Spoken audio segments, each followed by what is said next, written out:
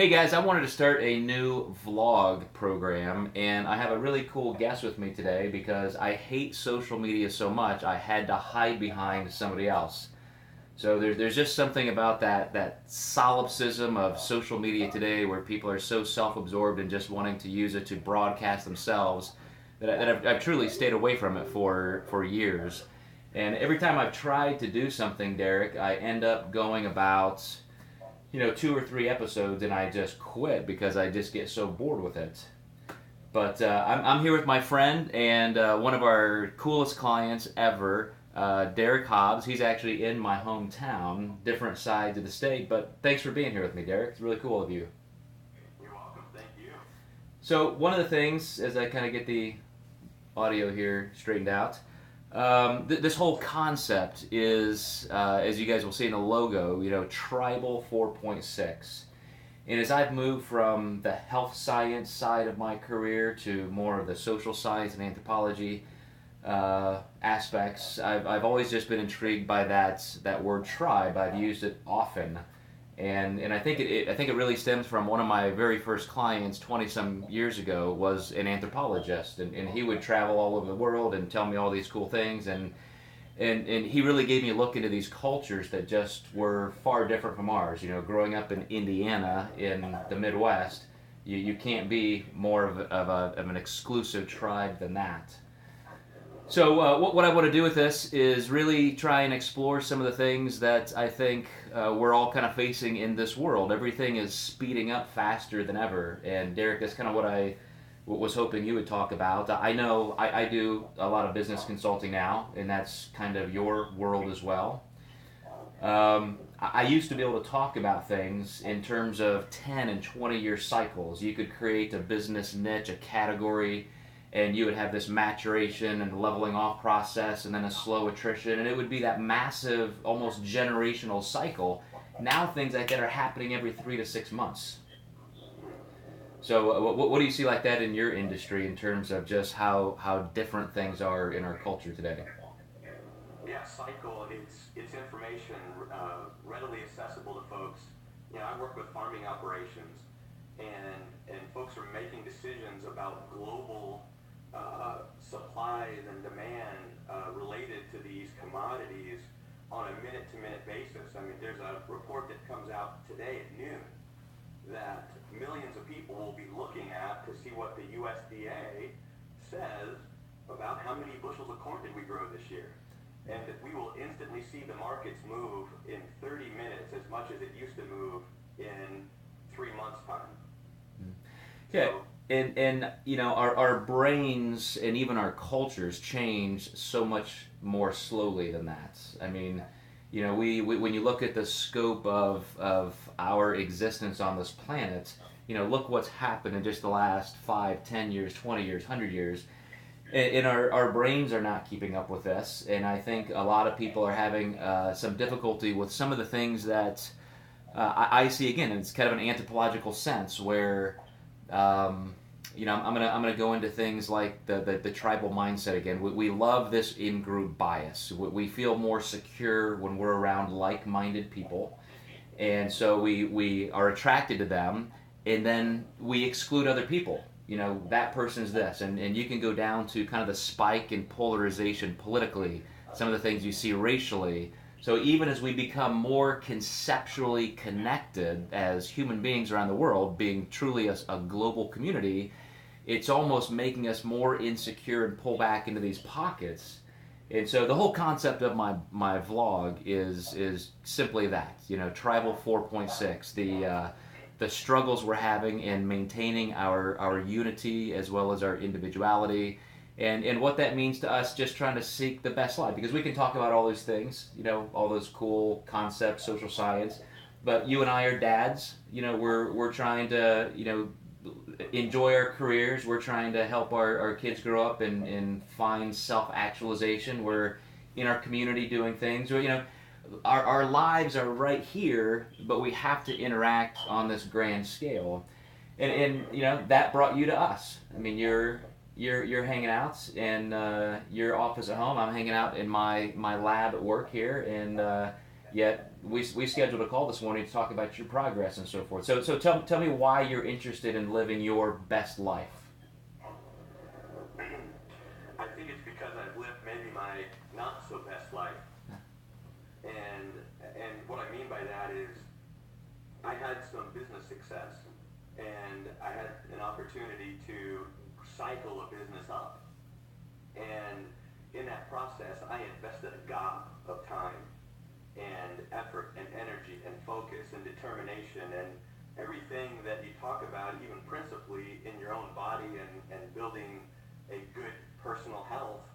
I was making that application in business and allowing another part of my life to fall to the wayside pretty aggressively.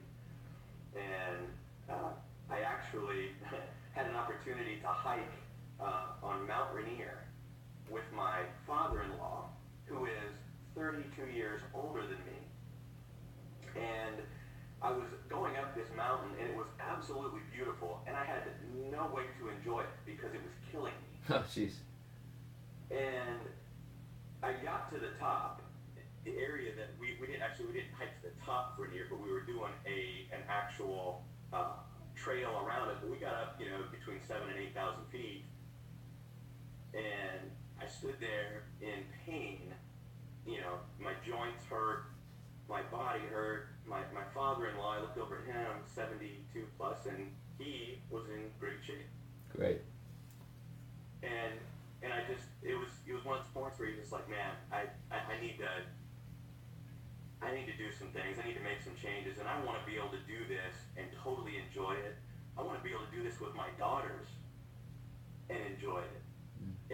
And so a lot of that is, what has brought me here is the desire to be able to enjoy life fully and to actually see what it's like to have great health. Because I haven't been there in so long. It's been since high school. I played baseball in high school, but it's been since I was an athlete in high school that I've seen or felt and experienced good health. And so I'm really excited to get there. I want that opportunity. And it's really just one part. I mean, I think it's kind of a big part. I mean, we live in these bodies and so forth, and when that's over, that's over. So I think a lot of people, we like to almost intellectualize. We have a lot of clients who come to us and we'll say, well, give me your goals. What are your motives? Why do you want to be healthier?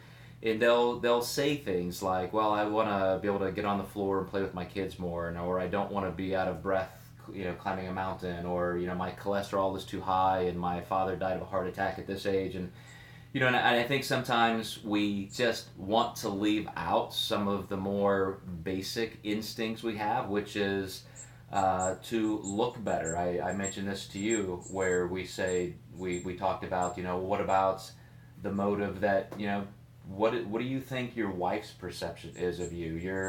You're in your mid to late 30s or so, and she met you as a college baseball stud or a high school athlete, so forth. And now do you look at yourself and say, man, I'm disappointing her. I want to do better for her. What level does that play? Huge level, and it's one of those quiet struggles. Is that you see level of physical interest, start to separate a little bit, and you don't want to ask the hard question. Mm-hmm. Am I not attractive, or and that your relationship is deeper than that. Of course. But there's that component that you realize you're not getting to enjoy. Mm-hmm. Not getting to fully experience each other. And there's this huge desire to want to be that best person that my wife married, and to be that person for her. So I am very much, part of my motive is definitely, from a marriage standpoint, to be a great husband physically. Yeah. And I don't want to use cliches, and we've all talked about the, mind, body, spirit, and things like that, and balance. And I really kind of disdain that concept of balance because I think we all have certain strengths and interests and personalities, and you wanna play your ace. You want to go out there and enjoy what you enjoy, and not be way out of whack in some things. But this is one area I see a lot of guys and women too just say, I don't want to talk about that. That's private. But that's really the deepest, most gnawing part of what often compels us to make a change. All these other things can be floating around the periphery, but that's the one that drives us to finally make a tough decision. And so that's why I included that. I'll give you a little history on that because it's not a huge part of what we're going to do in this kind of a programming set. But I've talked to Derrik and I've talked to other people, and when we talk about goals and motives, we sift through those things, and most of the time it takes a little digging to get them to admit that, yeah, I do want to look my best. I have another client who came to me, and he's had kind of a rough time. He went through a divorce, and he's probably just a little bit younger than me. And I asked him, what are your goals? And he just flat out, without any hesitation, said, make me fuckable. That was his thing. And I'm like, wow, all right, we don't have to go any deeper there. And of course, he would backtrack and say all these other things are just as important, like you and I discussed, Derrik. But he just knew that's what I'm thinking about right now. So I appreciate you speaking to that a little bit because I think all of these things are important. And in this particular programming format, like I said, we're just going to talk about everything. And I think being a guy who's on the down slope out of his 40s, and I've got 4 kids. My youngest is starting high school next fall. We're just gonna hang out. We're gonna talk about random things. This will be probably a pretty eclectic type of vlog series, but I do want to do a couple things, Derrik, because I've been so inconsistent at these kind of things. I wanna make sure that I am consistent, have some accountability for that. So maybe 3, 4, 5 times a week we'll be broadcasting some things. I want to make it very relevant to different genres, but I think we're probably going to attract some of the people like us who are trying to make things work in life and business and career. And I'll end with this. I'll tell you what really prompted this whole thing. I've detested social media so much from that self-absorption standpoint that I just shied away from it. But I was out in Phoenix last week or 2 weeks ago. And one of our program owners, Tyler Mayer, I helped him win a pro card almost 10 years ago. Then he came on board with our company as a diet doc program owner, and he's built a tremendous business out there, has his own facility, and I went out there to spend some time with him. And I didn't know that Steve Cook, also a former client of mine, was going to be in Phoenix. So we all got to meet up, and Steve was a guy who came to me about 8 or 9 years ago, and I helped him win the first Muscle and Fitness Model Challenge, so he got to be on the cover of that. Now he's one of the most famous models around. I think that same year, maybe the next year, we won the first Mr. Olympia men's physique contest, and both of these things had over 200 people in his class. And Steve is now just this social media sensation, right?